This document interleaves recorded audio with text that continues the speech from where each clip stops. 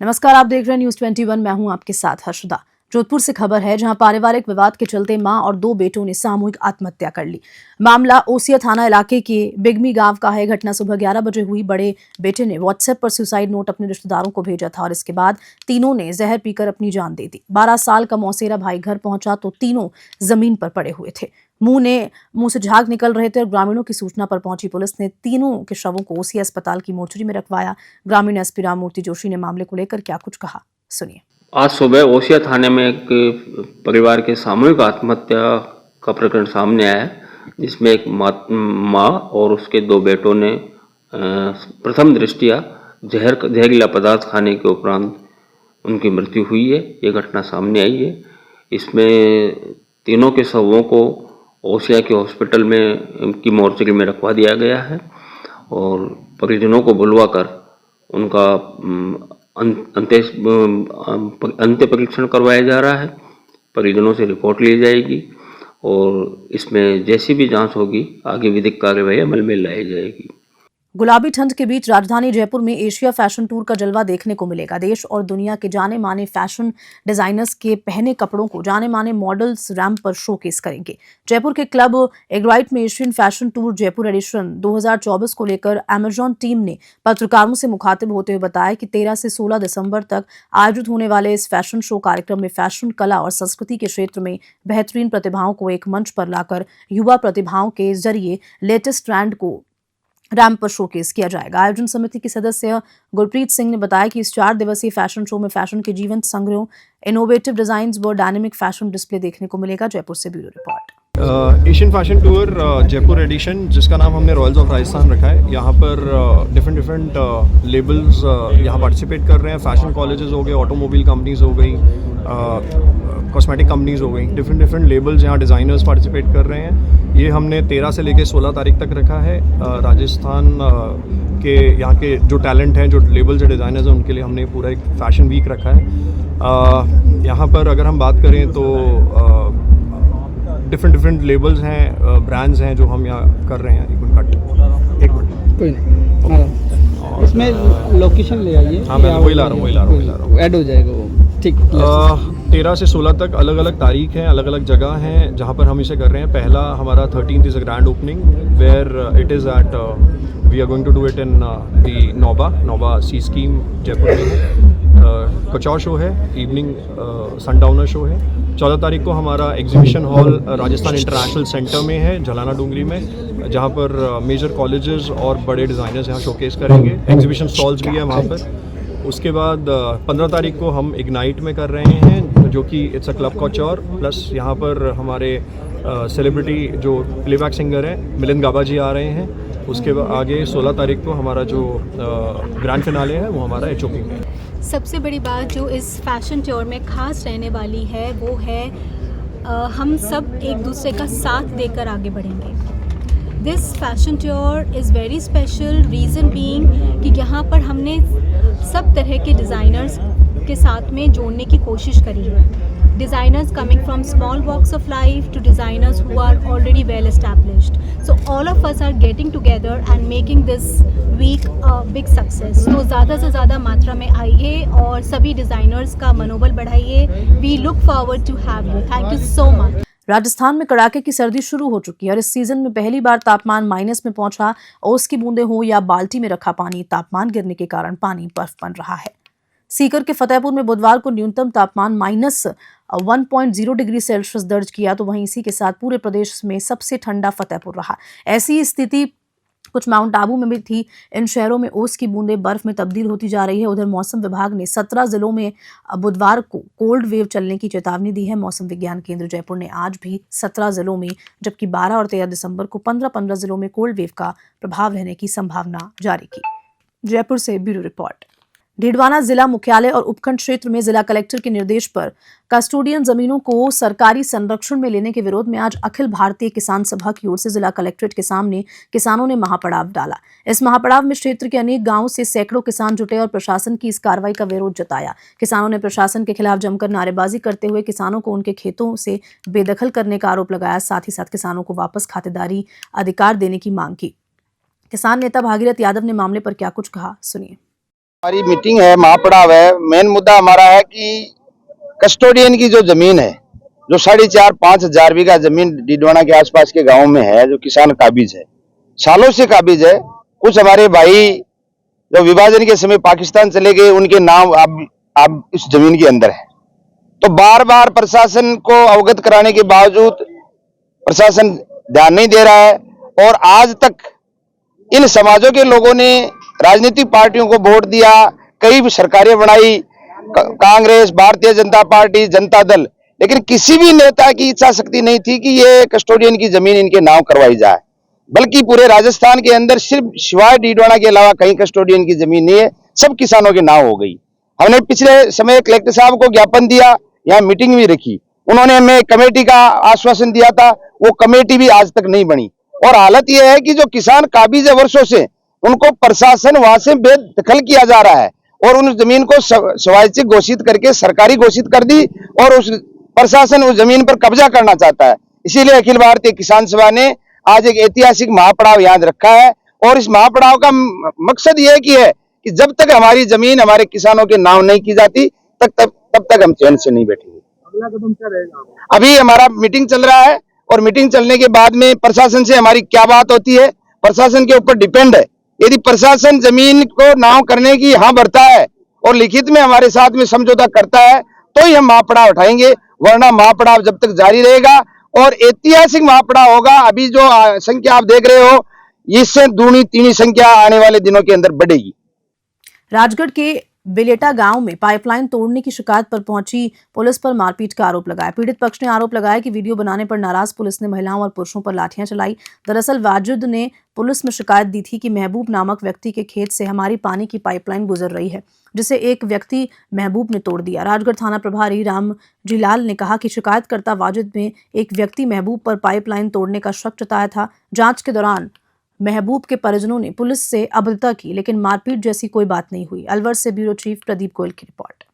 सूक्ष्म और लघु उद्योगों के अखिल भारतीय संगठन लघु उद्योग भारती द्वारा जयपुर के सीतापुरा औद्योगिक क्षेत्र में नवनिर्मित सोहन सिंह स्मृति कौशल विकास केंद्र का लोकार्पण दोपहर 3 बजे किया जाएगा। इस अवसर पर इस बहु कौशल केंद्र के प्रणेता और लघु उद्योग भारती के राष्ट्रीय संगठन महामंत्री प्रकाश चंद्र, राष्ट्रीय उपाध्यक्ष ताराचंद गोयल ने हवन में आहुति दी। कार्यक्रम में उपराष्ट्रपति जगदीप धनखड़ मौजूद रहेंगे। जयपुर से ब्यूरो रिपोर्ट।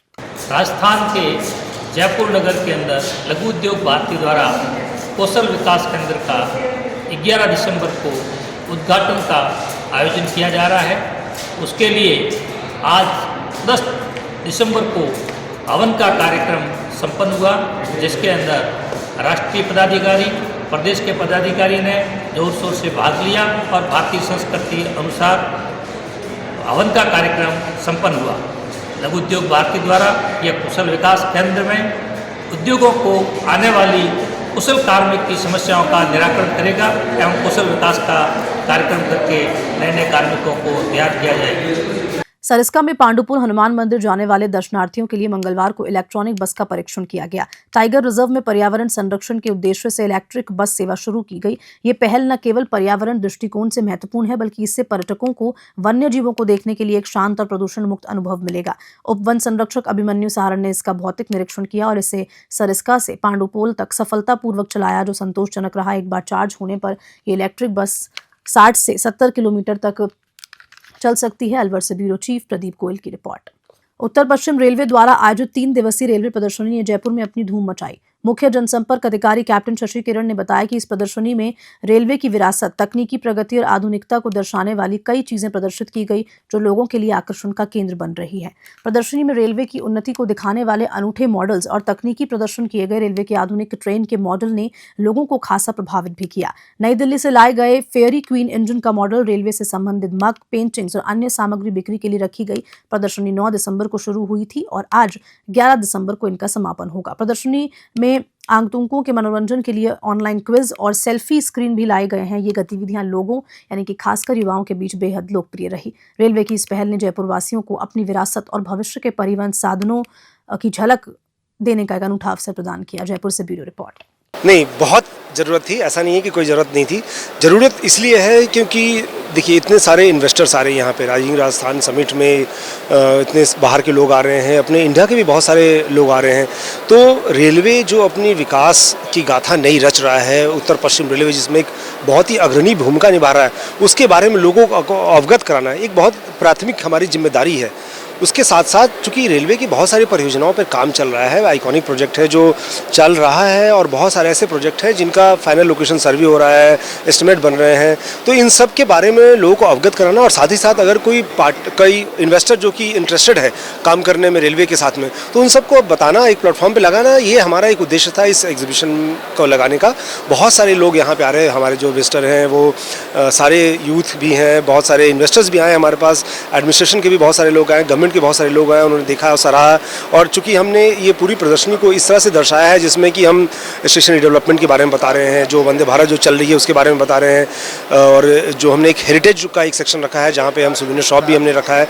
तो पूरा एक समावेशी हमने रखा है जिसमें कि जो हमारे परियोजनाएं हैं उसके बारे में बता रहे हैं, मूवी के माध्यम से भी हम बता रहे हैं, मॉडल्स के बारे में हम बता रहे हैं, वंदे भारत स्लीपर जो आने वाली है भविष्य में उसके मॉडल भी हमने रखा है।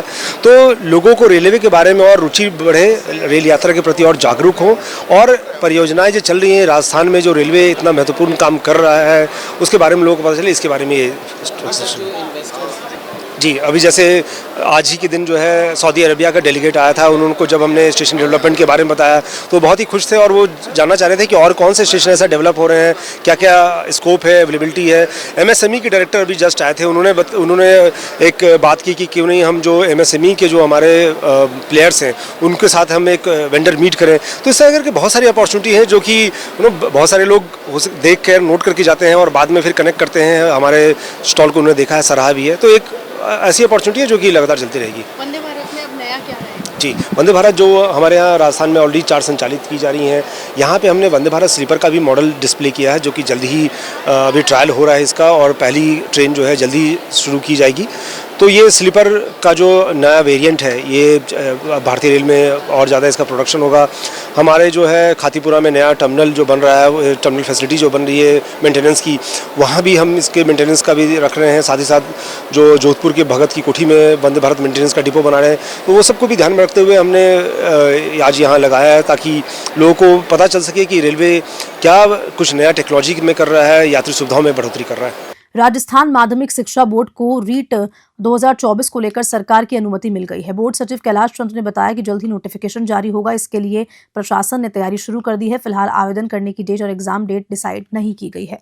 उनका कहना है कि परीक्षा के पास कैंडिडेट की वैलिडिटी इस साल भी लाइफ टाइम रहेगी। पहली बार OMR शीट में 5 ऑप्शन मिलेंगे और हर सवाल का जवाब देना जरूरी होगा। खाली छोड़ने पर नंबर भी कटेंगे। रीट लेवल 1-2 के लिए अलग अलग अप्लाई के लिए 550 रुपये शुल्क देना होगा। वहीं दोनों के लिए एक साथ आवेदन करने पर 750 रुपये तक शुल्क लगेगा। अजमेर से ब्यूरो रिपोर्ट। राजस्थान के दौसा जिले में बोरवेल में गिरे आयरन को करीब 39 घंटे हो गए हैं। NDRF SDRF के 6 देसी जुगाड़ बच्चे को निकालने में फेल रहे, लेकिन वहीं ऑपरेशन में लगी 10 JCB और दूसरी मशीनों की खुदाई को भी खास असर नहीं हुआ।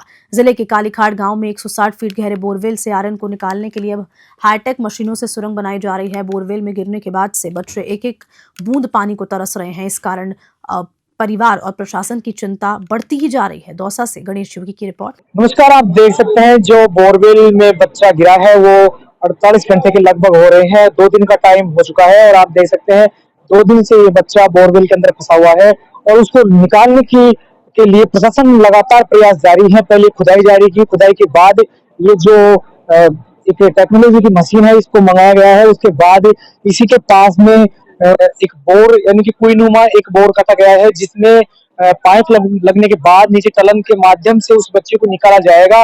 अभी ये बोरवेल जो इसके पास में जो दूसरा कुईनुमा जो संरचना के जो थोड़ा सा जो चौड़ा बोरिंग है उसको किया गया है, उससे बच्चे की निकलने की उम्मीद पूरी है। अभी प्रशासन पूरी तैयारी में जुटा हुआ है। उसी के साथ आप देख सकते हैं यहाँ पर हजारों की संख्या में जो आसपास के लोग हैं वो भी एक बार आए हुए हैं और ये उम्मीद लगा रहे हैं कि बच्चा कब निकले। एक उस पल को देखने के लिए दूर दराज से लोग आए हुए हैं और साथ ही यहाँ पर पुलिस भी पुख्ता इंतजाम है। और थोड़ा आगे जो जगह है आप देख सकते हैं वहां पर SDRF NDRF की जो टीम मौजूद है वो लगातार उस बच्चे को निकालने की कोशिश की जा रही है। पहले भी देसी जुगाड़ कई अपनाए परंतु वो देसी जुगाड़ पूरे फेल हुए। उसके बाद खुदाई को भी फिलहाल बंद कर दिया गया है। और ये जो हाइड्रोलिक जो मशीन है, जो इसके द्वारा वहां पर एक बड़ा आकार का बोरिंग काटा जा रहा है, जिसमें पाइप डालने के बाद उस बच्चे तक पहुंचने का रास्ता बनाया जाएगा। अभी उस बच्चे तक पहुंचने में अभी वक्त लगेगा, पर उम्मीद है जल्दी कि बच्चे को निकालने के लिए प्रशासन ने बहुत तेजी से कार्य कर रहा है। तो हमें ये माने कि जैसे शाम तक बच्चा निकलने की पूरी उम्मीद है। अब अगर कुछ मशीनों में या फिर अगर कहीं खराबी आती है तो उससे और भी थोड़ा वक्त लग सकता है, परंतु प्रशासन कहीं भी कसर को नहीं छोड़ रहा। वो पूरी तैयारी के साथ में अपनी कमर से कस के और तैयारी में जुटा है। आप देख सकते हैं ये मशीन है, और इसी के साथ में एक मशीन और रास्ते के अंदर आ रही है, उसके द्वारा यहाँ पर खोदा जाएगा। जैसे ये इधर नीरज जी दिखाने की कोशिश करिए, जैसे इस तरह इस आकार का ये बोरिंग बड़ा खोदा जाएगा। जो ये पाइप लग रहा है इस आकार का खोदा जाएगा, जिसके अंदर एसडीआरएफ एनडीआरएफ की टीमें अंदर प्रवेश होंगी, और उसके बाद एक टनल बनाया जाएगा और उस बच्चे तक पहुंचा जाएगा। जब जाके बच्चा, अभी उस बच्चे का मूवमेंट है वो भी कल से नहीं आ रहा। पहले तो जब परसों के दिन देखा था तो बच्चा मूवमेंट कर रहा था, हिल रहा था, परंतु अब काफी घंटों से बच्चा किसी प्रकार का कोई मूवमेंट नहीं कर रहा है, और ना ही कोई खाद्य सामग्री अभी तक बच्चे ने खाई है। तो कहीं ना अभी बच्चे के स्वास्थ्य के बारे में हम ज्यादा कुछ नहीं कह सकते, क्योंकि जब तक बच्चा बाहर नहीं आएगा हम उसके बारे में कुछ नहीं कह सकते। परंतु उम्मीद यही जताई जा रही है कि बच्चे को हम जो प्रशासन है वो जल्दी से जल्दी निकालने की कोशिश की जा रही है, और भी हम आके आपको अपडेट दे रहे हैं। फिलहाल के लिए इतना ही। और इसी खबर के साथ बुलेटिन में इतना ही। नमस्कार।